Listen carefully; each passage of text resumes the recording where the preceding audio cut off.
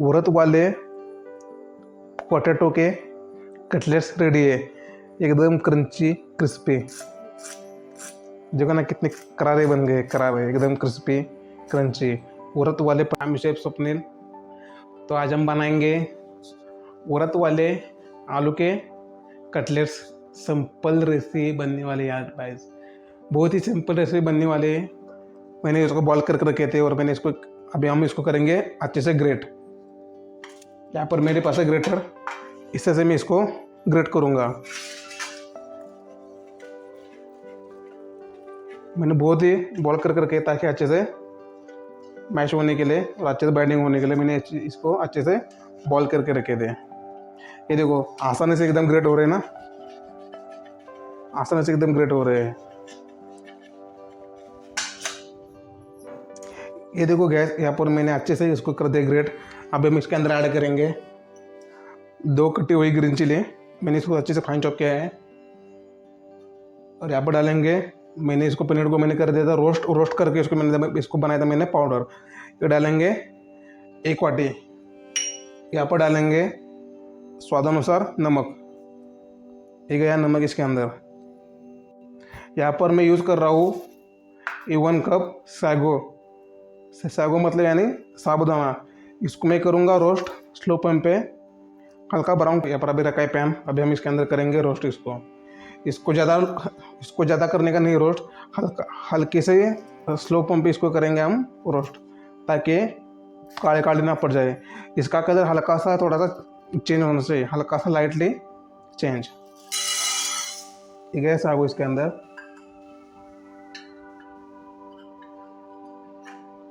इसको अभी हम अच्छे से रोस्ट करेंगे।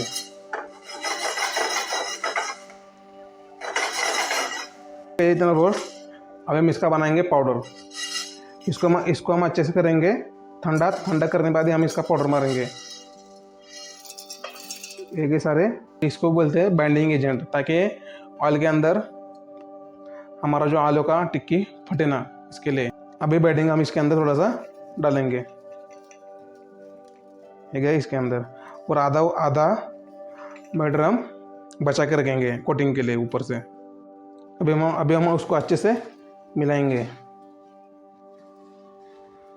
अगर आपके पास, इसको भी हम वैसे ही करेंगे, हाथ ऐसे फैलाएंगे और दोनों फिंगर से 2 फिंगर से ऐसे शेप देंगे और बीच में ऐसा दबाएंगे। यहाँ भी हमारा हो गया क्रिकेट साइज का शेप।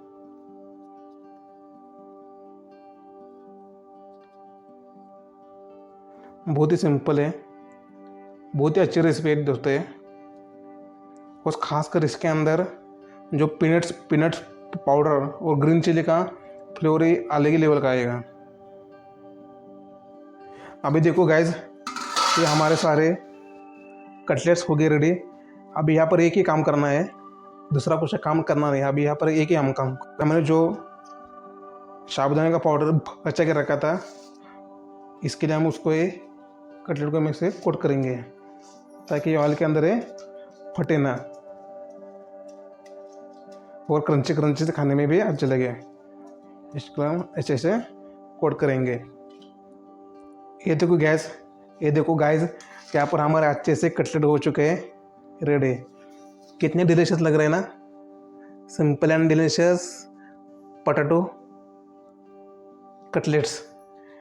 आप इसको कम से कम 15 दिन तक आप आपके घर के डीप फ्रिज के अंदर आप इसको रख सकते हो, और मन चाहे तब आप इसको निकाल के फ्राई करके खा सकते हो।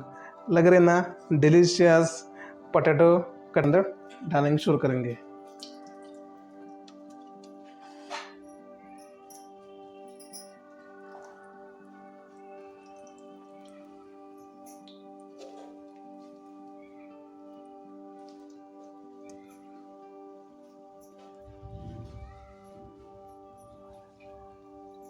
इसका जो कोना लगेगा तब ये टूट जाएगा ऑयल के अंदर। यहाँ पर अभी हम इसको थोड़ा सा हिलाएंगे ताकि नीचे लग ना जाए। देखो गाइस, कितने अच्छे से इसको अभी पक रहा है और अच्छा सा कलर ही पकड़ रहा है अभी। ये देखो कितना अच्छा सा कलर आ रहा है और पक भी रहा है।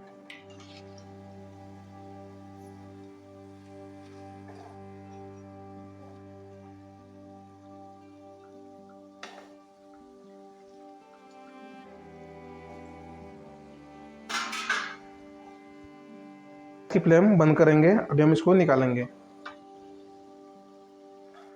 तो दोस्तों, आपको ये वीडियो अच्छा लगा तो लाइक करो, शेयर करो और इस मेरे चैनल को करो सब्सक्राइब, ताकि इस चैनल पर आगे जाके बहुत ही अच्छी अच्छी रेसिपी आने वाली, इसलिए मैं बोल रहा हूँ चैनल को करो सब्सक्राइब।